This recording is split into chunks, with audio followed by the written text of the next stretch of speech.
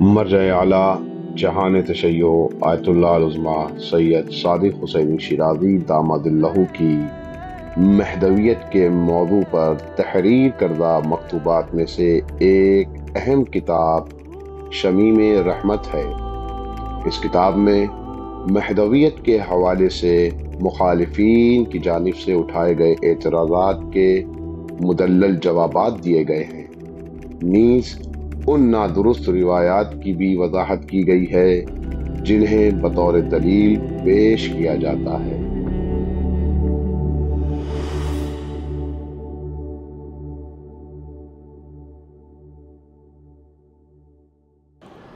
اعوذ باللہ من الشیطان اللعین الرجیم، بسم اللہ الرحمن الرحیم۔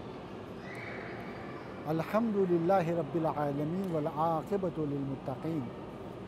وہو خیر معین، والصلاۃ والسلام علی نبینا محمد صلی اللہ علیہ وآلہ وسلم۔ اما بعد فقد قال رسول اللہ صلی اللہ علیہ وآلہ وسلم: من مات ولم يعرف امام زمانہ موت میتۃ جاہلی۔ ناظرین السلام علیکم ورحمۃ اللہ وبرکاتہ۔ ناظرین، آپ کے سامنے کتاب شمیم رحمت، جو کہ آیت اللہ العظمیٰ صادق حسین شیرازی داماد اللہ کی ہے، اس سے میں امام زمانہ کے متعلق گفتگو کر رہا ہوں۔ معصوم ارشاد فرماتے ہیں کہ ہر دور میں، ہر زمانے میں یہ کوشش کی گئی کہ امام کی عظمت کو کم کیا جائے، امام کی اہمیت کو کم کیا جائے، امام کا جو مرتبہ ہے اس کو گھٹایا جائے۔ لہٰذا امام زمانہ کے بارے میں بھی یہ کوششیں کی گئیں کہ امام زمانہ کی عظمت کو کم کیا جائے اور لوگوں کے دلوں سے ان کی محبت کو دور کرتے ہوئے ان کے ڈر کو بٹھایا جائے، ان سے خوف زدہ کیا جائے۔ جیسا کہ مولائے کائنات کے بارے میں بھی یہ کوششیں کی گئی تھیں۔ مولائے کائنات کا جب انتقال ہوا تھا اور شام تک یہ خبر پہنچی تھی تو یہ تاریخ میں ملتا ہے، لوگوں نے یہ تک کہا کہ مجھے سمجھ میں نہیں آ رہا کہ علی کو مسجد میں کیسے شہادت ملی، علی کا نماز سے کیا تعلق تھا۔ تو یہ پروپوگنڈا تھا امیر شام کا، سازشیں تھی کہ اس نے شام میں اتنا خلاف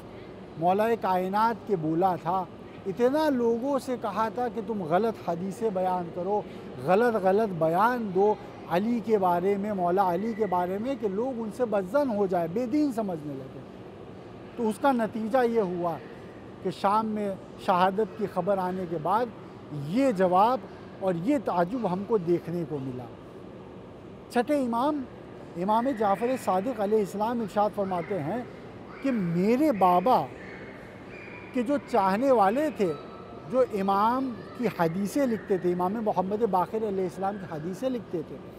وہ جب حدیثوں میں اپنی کتابوں میں حدیثیں لکھتے تھے تو کچھ لوگ ان سے وہ کتاب مانگتے تھے پڑھنے کے لیے، انہیں شائع کرنے کے لیے، اور ان میں سے کچھ ہمارے دشمن بھی تھے جو ان احادیثوں کو لیتے تھے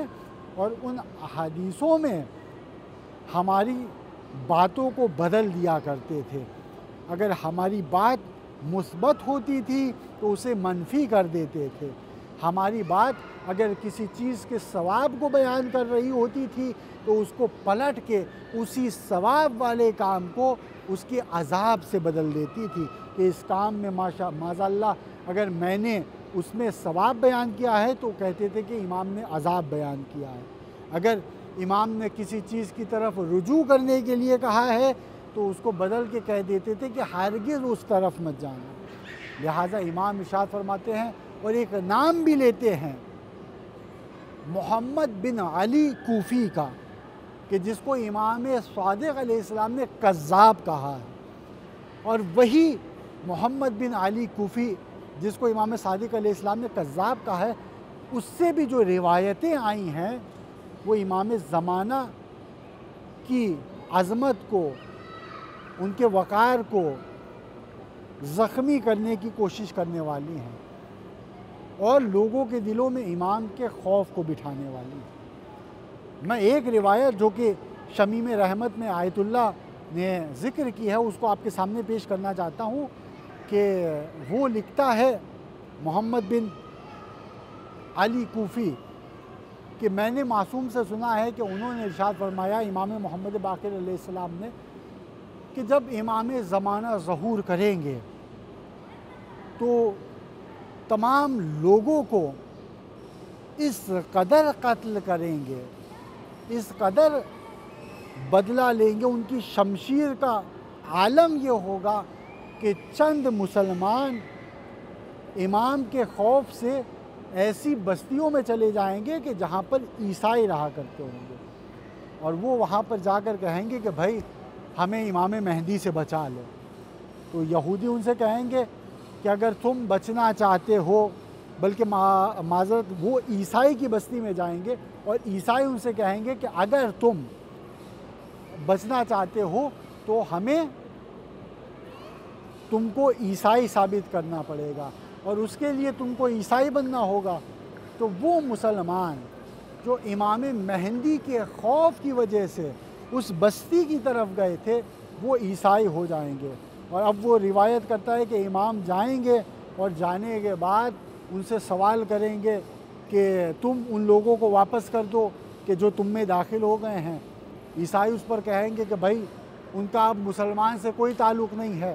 وہ عیسائیت میں داخل ہو گئے ہیں، اب آپ کا کیا واسطہ ہے اس سے؟ تب امام کہیں گے کہ اگر تم ان کو واپس نہیں کرو گے تو اب تمہارے اور ہمارے درمیان تلوار ہی فیصلہ کرے گی۔ لہٰذا وہ عیسائی مجبور ہو جائیں گے کہ ان مسلمانوں کو کہ جو اپنی جان و مال کے حفاظت کے لیے ان کے پاس آئے تھے ان کو واپس کر دیں۔ اور اب یہ اصل حربہ محمد بن علی کوفی کذاب جسے کہا امام صادق نے، وہ اپنا اصل حربہ دکھاتا ہے۔ وہ کہتا ہے امام ان لوگوں کو جب لیں گے تو ان کے تمام مردوں کو قتل کر دیں گے، یہاں تک کہ جو حاملہ ہوں گی ان کے بدن کو چیر کر ان کے بچوں کو بھی قتل کر دیں گے۔ یہاں پہ میں ایک بات کہنا چاہوں گا کہ دیکھیے سیرت امام میں کوئی فرق نہیں ہو سکتا۔ کیا امام زمانہ کو یہ بات پتہ نہیں تھی کہ یہ تو شریعت محمدی میں ہے کہ اگر کوئی زانی عورت بھی ہے تو اس پر حد جاری نہیں ہو سکتی اگر وہ حاملہ ہے، جب بچہ کائنات میں آ جائے گا تب اس پہ حد جاری ہوئے گی۔ تو یہ جو شریعت میں ثابت حکم ہے اس کے خلاف امام زمانہ کا عمل کرنا اس بات کی دلیل ہے کہ یہ حدیث